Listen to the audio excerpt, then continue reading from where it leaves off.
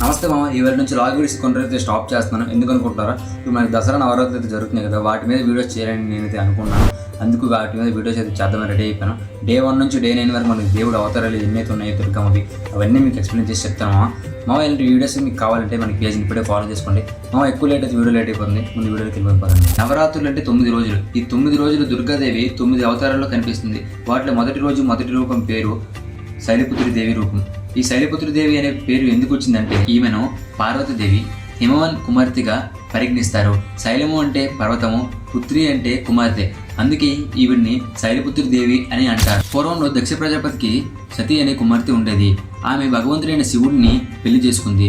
కానీ ఆ దక్ష ప్రజాపతి శివుడిని అంగీకరించలేదు. ఒక రోజు దక్షుడు ఒక గొప్ప యజ్ఞాన్ని నిర్వహిస్తాడు. అక్కడ అందరినీ ఆహ్వానిస్తాడు, కానీ శివుడిని మాత్రం ఆహ్వానించడు.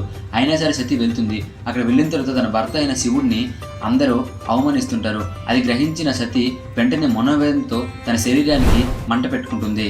ఈ సంఘటన జరిగిన తర్వాత శివుడు ఎంతో దుఃఖంతో హిమాలయాలకు వెళ్ళి తపస్సు చేశాడు. అనంతరం సతీదేవి హిమవంతుడు అనే పర్వతరాజు ఇంటిలో పునర్జన్మ తీసుకుని శైలపుత్రి దేవిగా అవతరించింది. ఈ రూపంలో ఆమె నందిని అనే వృషభంపై కూర్చుంటుంది.